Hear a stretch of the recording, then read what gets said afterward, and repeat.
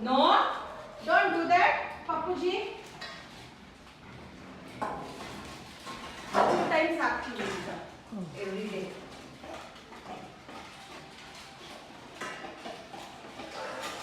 Careful, careful. ಸಾಕು ನಿಮ್ದಾಯ್ತು, ಬೇರೆಯವ್ರಿಗೆ ಬೇಡ. take goes above inside. Over, kali.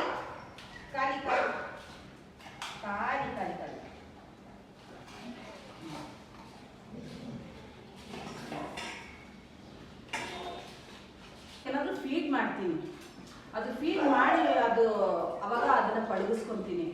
ಮತ್ತೆ ಯಾವುದೇ ಒಂದು ನಾಯಿಗೆ ಏನಾದ್ರು ಏಟಾಗಿದ್ರೆ ರೋಡ್ನಲ್ಲಿ ಅದನ್ನ ನಾವು ಮುಟ್ಟಕ್ಕೆ ಹೋದ್ರೆ ಡೆಫಿನೆಟ್ಲಿ ಅದು ಟವಲ್ಲು ಆ ಥರ, ಇಲ್ಲ ಅಂತಂದ್ರೆ ಬೇಸಿಕಲಿ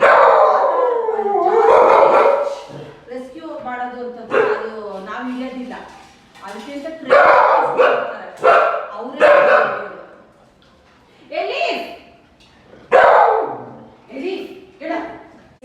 ಅಟೆಂಡ್ ಮಾಡ್ತೀನಿ.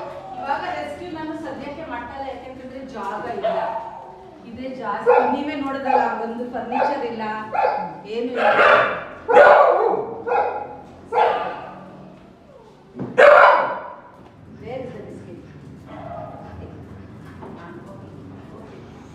Drona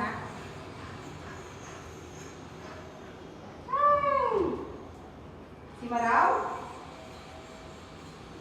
Shubul Pandey,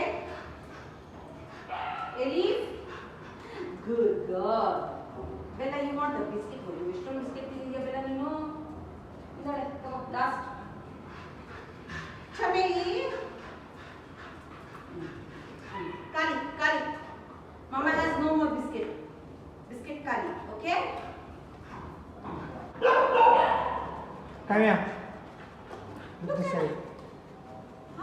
Shuru. What am I giving you? Puppy.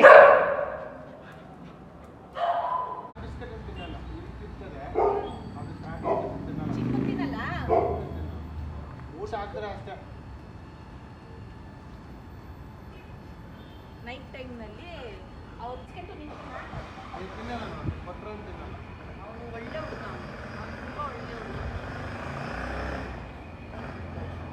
ಇಲ್ಲಿ ಬಂದು ಹಾಸ್ಪಿಟಲ್ ಬಂದ ತಕ್ಷಣ ಹಾಸ್ಪಿಟಲ್ ತೋರಿಸ್ಬಿಟ್ಟು ಬರ್ತೀವಿ. ಹುಡುಗ ಎಲ್ಲೋ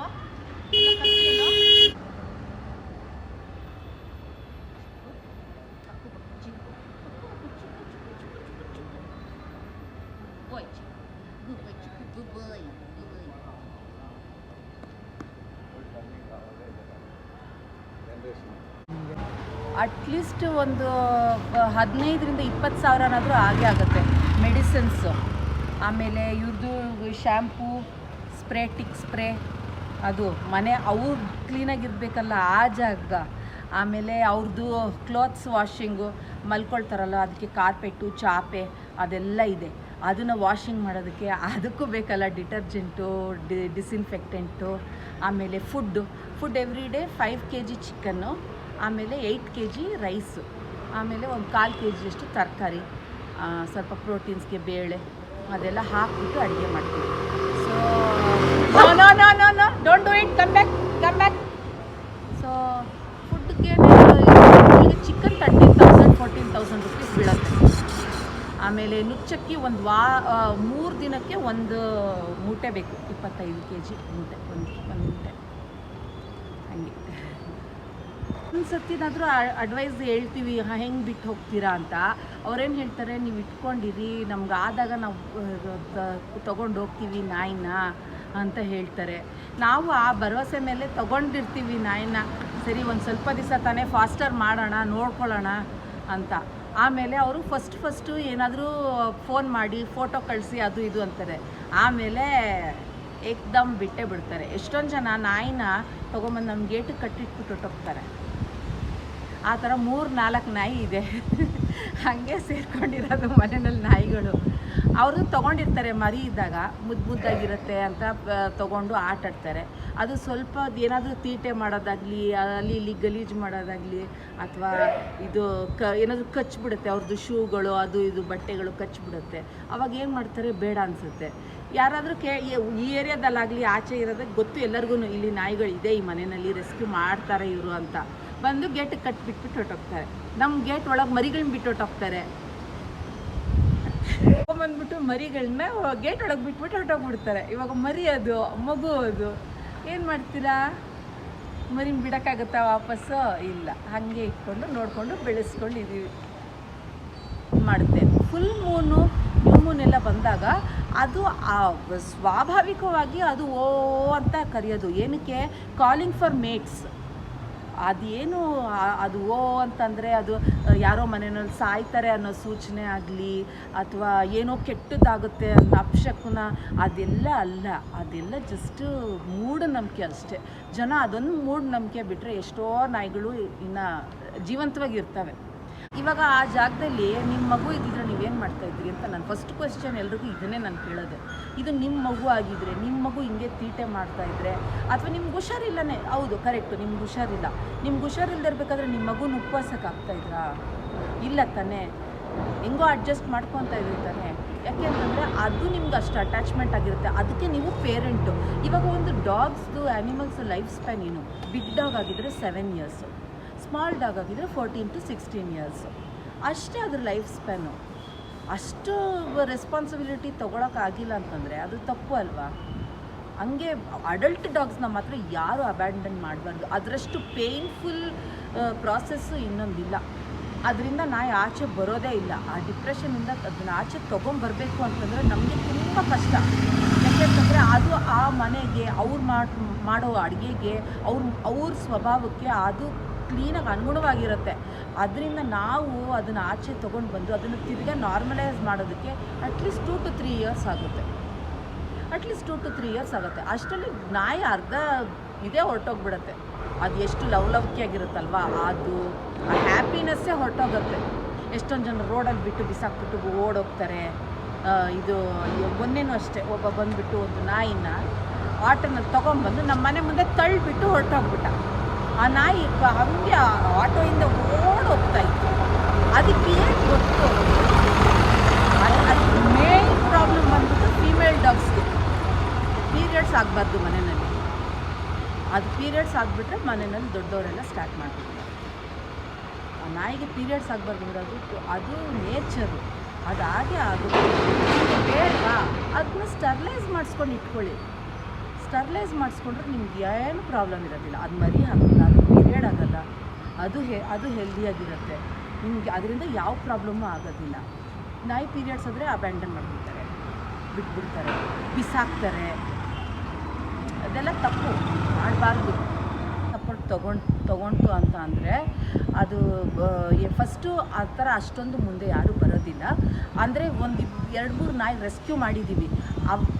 ಯಾವುದಾದ್ರೂ ನಾಯಿ ನಮ್ಗೆ ಗೊತ್ತು ಅದು ಮನೆ ನಾಯಿ ಅಂತ, ಅದು ರೆಸ್ಕ್ಯೂ ಮಾಡುವಾಗ ಅದ್ರ ಫೋಟೋಸು ಸರ್ಕ್ಯುಲೇಟ್ ಮಾಡ್ತೀವಿ. ಈ ಥರ ಒಂದು ನಾಯಿನ ರೆಸ್ಕ್ಯೂ ಮಾಡಿದ್ದೀವಿ, ಈ ಏರಿಯಾನಲ್ಲಿ ಇತ್ತು, ಓಡಾಡ್ತಾ ಇತ್ತು, ಅದಕ್ಕೆ ಇಟ್ಕೊಂಬಂದು ನಮ್ಮ ಮನೇಲಿ ಇಟ್ಕೊಂಡಿದ್ದೀವಿ ಇದು ಅಂತ. ಆವಾಗ 1-2-3 ಪೇರೆಂಟ್ಸ್ ಹುಡ್ಕೊಂಡು ಬಂದು ತೊಗೊಂಡೋಗಿದ್ದಾರೆ. ದುಡ್ಡು ಆಫರ್ ಮಾಡಿದ್ದಾರೆ ನನಗೆ. ಅಂದರೆ ನಾನು ದುಡ್ಡು ತೊಗೊಂಡಿಲ್ಲ. ಅದಕ್ಕೆ ಅದ್ರ ಬದಲು ನನಗೇನು ಕಷ್ಟ, ನಾನು ಊಟ ಎಲ್ಲ ಹಾಕ್ತೀನಿ, ನನಗೆ ಈ ಥರ ಬಿಸ್ಕೆಟ್ಸು, ಡಾಗ್ ಬಿಸ್ಕೆಟ್ಸು ಅದೆಲ್ಲ ಕಷ್ಟ. ಅದರಿಂದ ನಾನು ಅದನ್ನು ಕೊಡಿಸಿ ಅಂತ ರಿಕ್ವೆಸ್ಟ್ ಮಾಡಿಕೊಂಡೆ. 2 ಬ್ಯಾಗ್ ಕೊಡಿಸ್ಬಿಟ್ಟು ಹೋದರು. ಆ ಥರ ತೊಗೊಳ್ತೀನಿ. ಅಂದರೆ ಕ್ಯಾಶ್ ನಾನು ಯೂಶ್ವಲಿ ತೊಗೊಳೋದಿಲ್ಲ, ಇವತ್ತರೆಗೂ ತೊಗೊಂಡಿಲ್ಲ. ಆಲ್ಮೋಸ್ಟ್ ಇವಾಗ 22 ಇಯರ್ಸಿಂದ ಇದನ್ನು ಮಾಡ್ತಾಯಿದ್ದೀನಿ. ಸ್ಟ್ರೇ ಡಾಗ್ಸು ಫುಡ್ ಹಾಕೋದು, ರೆಸ್ಕ್ಯೂ ಮಾಡೋದು ಎಲ್ಲ 22 ಇಯರ್ಸಿಂದ ದೇವ್ರ ದಯದಿಂದ ನಾನೇ ನನ್ನದು ಜಾಬ್ ಮಾಡಿಕೊಂಡು ಫೀಡ್ ಮಾಡೋದು, ಅವ್ರದ್ದು ಕೇರ್ ತೊಗೊಳ್ಳೋದು ಎಲ್ಲ ಮಾಡಿದ್ದೀನಿ. ಇವತ್ತರೆಗೂ ಯಾವುದು ತೊಗೊಂಡಿಲ್ಲ ನನ್ನ ಹತ್ರ, ಕ್ಯಾಶು ಹೆಲ್ಪು ಏನು ತೊಗೊಂಡಿಲ್ಲ. ಯಾರು ಗೌರ್ಮೆಂಟಿಂದ ರಿಕ್ವೆಸ್ಟ್ ಮಾಡ್ಕೊಳ್ಳೋದು ಏನು ಅಂತಂದರೆ ಇನ್ನೂ ಸ್ವಲ್ಪ ಸ್ಟ್ರಿಕ್ಟು ರೂಲ್ಸ್ ಇರಬೇಕು. ಹೌಸ್ ಡಾಗ್ಸ್ಗೆ ಯಾರು ತೊಗೊತಾರೆ ಪೆಟ್ಸು ಅವ್ರಿಗೆ ಸ್ಟ್ರಿಕ್ಟ್ ರೂಲ್ಸ್ ಇರಬೇಕು. ನೀವು ನಾಯಿನ ಬಿಡಕೂಡ್ದು, ಅದಕ್ಕೆ ಹುಷಾರಿಲ್ಲ, ಅದಕ್ಕೆ ಕಾರ್ಡಿಯಕ್ ಪ್ರಾಬ್ಲಮ್ ಅಂತ, ಹಾರ್ಟ್ ಪ್ರಾಬ್ಲಮ್ ಬಂತು, ಕಿಡ್ನಿ ಪ್ರಾಬ್ಲಮ್ ಅಂತೂ ನಮಗೆ ನಾಯಿ ಬೇಡ. ತೊಗೊಂಡು ಹೋಗಿ ಶೆಲ್ಟರ್ಸ್ನಲ್ಲಿ ಡಂಪ್ ಮಾಡೋದು, ಅದಕ್ಕೆ ಏನಾದರೂ ಒಂದು ರೂಲ್ಸ್ ರೆಗ್ಯುಲೇಷನ್ಸ್ ಇರಬೇಕು. ಅಂದರೆ ಫಸ್ಟಿಗೆ ಕಂಪೇರ್ ಮಾಡಿದ್ರೆ ಇವಾಗ ಗೌರ್ಮೆಂಟಿಂದ ಸಾಕಷ್ಟು ಪ್ರೊಟೆಕ್ಷನ್ ರೂಲ್ಸ್ ಇದೆ. ಮೊದಲು ಅಷ್ಟು ಇರ್ತಾ ಇರಲಿಲ್ಲ, ಇವಾಗ ಇದೆ. ಇವಾಗ ಬೆಟರು. ಇವಾಗ ಜನ ಇದ್ದಾರೆ, ಸ್ಕ್ವಾಡ್ಸ್ ಇದೆ ಇದನ್ನು ಹೆಲ್ಪ್ ಮಾಡೋದಕ್ಕೆ ಅಂತ. ಫೀಡರ್ಸ್ನೂ ಅಷ್ಟೇ. ಇವಾಗ ನಾವು ಫೀಡ್ ಮಾಡಬೇಕಾದ್ರೆ ಜನ ನಮ್ಮನ್ನ ಹೊಡಿಯೋರು, ಇವಾಗಲೂ ಅಷ್ಟೇ ತುಂಬ ಗಲಾಟೆ ಮಾಡ್ತಾರೆ. ಅಂದರೆ ಇವಾಗ ಸ್ಕ್ವಾಡ್ಸು ರೂಲ್ಸು ಇರೋದ್ರಿಂದ ಅಪ್ ಟು ಸಮ್ ಎಕ್ಸ್ಟೆಂಟ್ ನಮಗೆ ಪ್ರೊಟೆಕ್ಷನ್ ಇದೆ. ಅದು ಇನ್ನೂ ಸ್ವಲ್ಪ ಸ್ಟ್ರಾಂಗ್ ಆಗಿರಬೇಕು. ಒಂದು ವಾಯ್ಸ್ಲೆಸ್ಗೆ ನಾವು ವಾಯ್ಸ್ ಇರೋರಿಗೆ ಅವ್ರ ಪ್ರೊಟೆಕ್ಷನ್ನು ಸಪೋರ್ಟು ಗೌರ್ಮೆಂಟಿಂದ ಬರಲೇಬೇಕು. ಇಲ್ಲಿದು ಒನ್ ಮ್ಯಾನ್ ಶೋ ಆಗೋಕ್ಕೆ ಸಾಧ್ಯ ಇಲ್ಲ. ಮತ್ತು ಇನ್ನೂ ಒಂದು ಬಂದ್ಬಿಟ್ಟು ಮೇಯ್ನು ನಮಗೆ ಜಾಗ ಬೇಕು. ಇವಾಗ ನಮ್ಮ ಮನೆಯಲ್ಲಿ ನೀವೇ ನೋಡಿದ್ರಿ 18-19 ನಾಯಿ ಇದೆ. ಇವಾಗ ನಾನು ಅದನ್ನು ವಾಕಿಂಗ್ ಕರ್ಕೊಂಡು ಹೋಗಬೇಕು. ಅದು ಒಂದು ಜೀವಿ, ಅದಕ್ಕೆ ಜೀವ ಇದೆ. ಆ ಜೀವಿಗೆ ಬೇಕಾಗಿರೋಂಥ ಸಕಲವೂ ಕೊಡಬೇಕು. ಬರೀ ಊಟ ಹಾಕಿ, ಮೆಡಿಸಿನ್ಸ್ ಹಾಕಿ, ಸ್ನಾನ ಮಾಡಿಸಿ ಅಷ್ಟೇ ಅಲ್ಲ, ಅದು ಓಡಾಡಬೇಕು, ಅದಕ್ಕೂ ಜಾಗ ಬೇಕು, ಅದಕ್ಕೆ ಪರ್ಮಿಟ್ಸ್ ಬೇಕು. ಇವಾಗ ಜನ ಅಬ್ಜೆಕ್ಟ್ ಮಾಡ್ತಾರೆ, ಓ ಈ ನಾಯಿ ಕರ್ಕೊಂಡು ಬರಬಾರ್ದು, ಹಿಡ್ಕೊಂಡು ಬರಬೇಕು, ನಮ್ಗೆ ಭಯ ಆಗುತ್ತೆ, ನೀವು ಬರ್ಕೂಡ್ದು. ನಾವೇನು ಮಾಡ್ತೀವಿ, ರಾತ್ರಿ 12 ಗಂಟೆ ಮೇಲೆ ಕರ್ಕೊಂಡು ಹೋಗ್ಬೇಕು. ಎಷ್ಟು ಮಾಡೋಕ್ಕಾಗುತ್ತೆ? ತುಂಬ ಕಷ್ಟ ಅದು. ಆಮೇಲೆ ಇವಾಗ ಹೆಂಗೆ ಇದು ಗಾರ್ಬೇಜ್, ಇದು ಮಡ್ ಪೈಲ್ಸ್ ಬೇಕು. ಎಷ್ಟೊಂದು ಜನ ಇವಾಗ ಪೆಟ್ಸ್ ಇಟ್ಕೊಂಡಿರ್ತಾರೆ, ಗಲೀಜು ಮಾಡುತ್ತೆ. ನಮ್ಮ ಥರನೇ ಅದೂ ಅಷ್ಟೇ. ಅದನ್ನೇನು ನಾವು ಟಾಯ್ಲೆಟ್ ಟ್ರೈನ್ ಮಾಡೋಕ್ಕಾಗೋದಿಲ್ಲ ಅದನ್ನು. ಅದಕ್ಕೆ ಎಲ್ಲಿ ಡಿಸ್ಪೋಸ್ ಮಾಡೋದು, ಎತ್ಕೊಂಡೇನೋ ಹೋಗ್ತೀವಿ ನಾವು, ಅದನ್ನ ಎಲ್ಲಿ ಹಾಕಬೇಕು, ಅದಕ್ಕೇನು ನಮಗೆ ಮಡ್ ಪೈಲ್ಸ್ ಬೇಕು.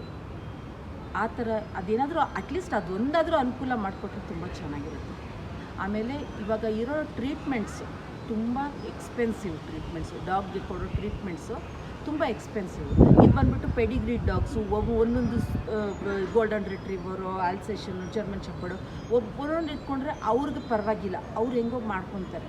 ಅಂದರೆ ನಮ್ಮ ಥರ ನಾವು ರೆಸ್ಕ್ಯೂ ಮಾಡಿರೋ ಡಾಗ್ಸ್ಗೆ ನಾವು ಈ ಥರ ಟ್ರೀಟ್ಮೆಂಟ್ಗಳು ಕೊಡಿಸ್ಬೇಕು ಅಂತಂದರೆ ಅದು ತುಂಬ ಎಕ್ಸ್ಪೆನ್ಸಿವ್. ಆ ಟ್ರೀಟ್ಮೆಂಟ್ ಸ್ವಲ್ಪ ಮೆಡಿಕೇಷನ್ ಸ್ವಲ್ಪ ಕಮ್ಮಿ ಆದರೆ ಅನುಕೂಲ ಆಗುತ್ತೆ. ಮೇಲೆ ಡಿಸ್ಕೌಂಟ್ ಕೊಡ್ತಾರೆ. ಆಮೇಲೆ ಇದನ್ನ ಪ್ರತಿಯೊಂದು ಏರಿಯಾನಲ್ಲಿ ಕೇನೈನ್ ಸ್ಕ್ವಾಡ್ ಅಂತ ಇವಾಗ ಸ್ಟಾರ್ಟ್ ಮಾಡ್ಕೊಂಡಿದ್ದಾರೆ. ನಂದು ಬಂದುಬಿಟ್ಟು ಇದು ಕಲ್ಯಾಣ ನಗರ ಇರೋದ್ರಿಂದ ಕಲ್ಯಾಣ ನಗರ್ ಕೇನೈನ್ ಸ್ಕ್ವಾಡ್ನಲ್ಲಿ ನಾನು ಇದ್ದೀನಿ. ಇವಾಗ ನಾನು ನಿಮ್ಗೆ ಹೇಳಿದೆ ಆ ಥರ ಒಂದು ಕುಂಟು ನಾಯಿ ಇದೆ, ಅದಕ್ಕೆ ಹಲ್ಲಲ್ಲಿ ಸಿಕ್ಕಾಕೊಂಡಿತ್ತು ಅಂತ. ಅವರು ಸ್ಕ್ವಾಡ್ ಅವ್ರು ಬಂದು ಫ್ರೀಯಾಗೆ ಅದನ್ನು ತೆಗೆದುಕೊಟ್ರು. ಅಂದರೆ ನನಗೆ ಅವ್ರನ್ನ ಬರೀ ಕೈಯಲ್ಲಿ ಕಳ್ಸೋಕ್ಕೆ ನನಗೆ ಇಷ್ಟ ಇರಲಿಲ್ಲ. ಸೊ ಅವ್ರದ್ದು ಒಂದು ಅವ್ರು ಮಾಡೋವಂಥ ರೆಸ್ಕ್ಯೂ ಟೀಮ್ಗೆ ನನ್ನ ಕೈಯಲ್ಲಿ ಆಗಿದ್ದಷ್ಟು ನಾನು ಡೊನೇಟ್ ಮಾಡಿದೆ. ಸೊ ಅದೇ ರೀತಿ ಇವಾಗ ನನಗೆ ಒಂದು ತುಂಬ ಇವಾಗ ನಾನು ಹೇಳಿದೆ ಬ್ಯಾಕ್ ಟು ಬ್ಯಾಕ್ 2 ಡೆತ್ ಆಯಿತು. 5,000 ಎಷ್ಟಾಯಿತು? 10,000 ಆಯಿತು. 10,000 ಪ್ಲಸ್ ಟ್ರಾನ್ಸ್ಪೋರ್ಟೇಷನು.